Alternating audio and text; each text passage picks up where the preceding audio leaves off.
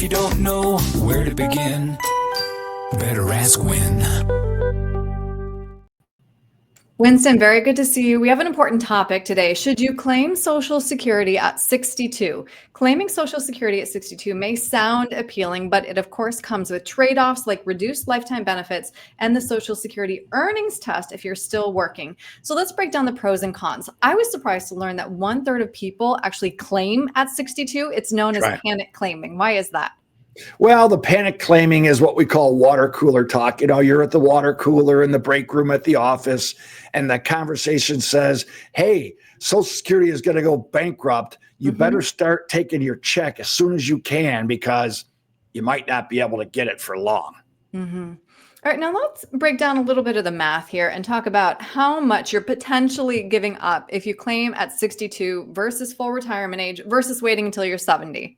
Right. This is kind of an age-old question, you know, and basically what happens is you could start taking your Social Security at 62, but you're going to give up, you know, a pretty good amount. Okay. So what is the break-even point if I started at 62 versus 67? What most calculations will show is it'll take you about the age of 81 before you break even. In other words, if you would have waited till 70 instead of taking it at 62, you will have given up 8 years of income, right? Albeit a reduced income. And when you reach the age of 81, you start to pull ahead for the rest of your life. So that kind of comes back to that concept of the go-go years, the slow-go years, and the no-go years. When do you want that income coming in? It's kind of a personal choice. Right. Okay, now let's talk through the Social Security earnings test and how it affects people who continue working after claiming early. Right. So you're 62 years old, you're making $100,000 a year, and you say, you know what, I'm going to go ahead and take my Social Security at 62.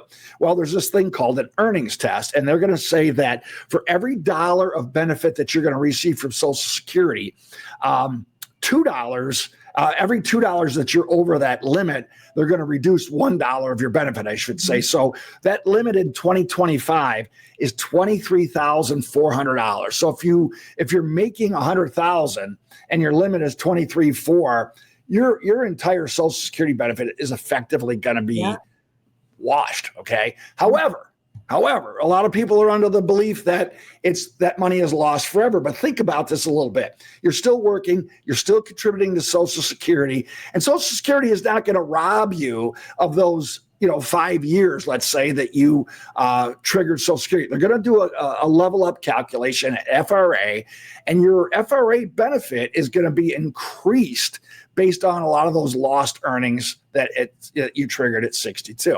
So that's kind of an important thing for a lot of people to understand. The common belief out there is that money is somehow lost, and I want to tell you that it's not. Right. Good to know. So, Winston, then what should we consider before deciding to claim at 62 versus waiting? Well, I think the single biggest factor is how you're claiming. If you're married filing jointly, let's suppose, as opposed to a single person, the married couple really ought to take a hard look at the higher wage earner waiting till 70, because there are certain really big benefits. And specifically what I'm talking about is by waiting till 70, that benefit now covers both spouses, because upon the death of one of the spouses, whether it's the higher earner or the lower earner, the surviving spouse gets to keep the higher of the two checks. Right. And that can mean a big difference later in life. Right. And it all comes back to having a conversation with a professional who specializes in this, which I know you do. So Winston, if somebody would like to sit down with you and figure out when they should claim, because again, it's going to be different for everyone, what's the best way to reach you? Well, you can go on our website at winstonandcompanies.com, and there's a Calendly link there, and you can schedule an appointment to visit with us. Typically, we'll schedule a 15-minute conversation to see if coming into the office is a good fit for you.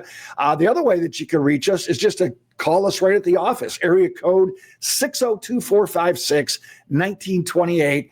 Talk to one of our friendly staff members and schedule an appointment to come on in. Great. Winston, thank you. Good seeing you. Bye-bye. Got a plan for your retirement, 'cause you know it's just down the road.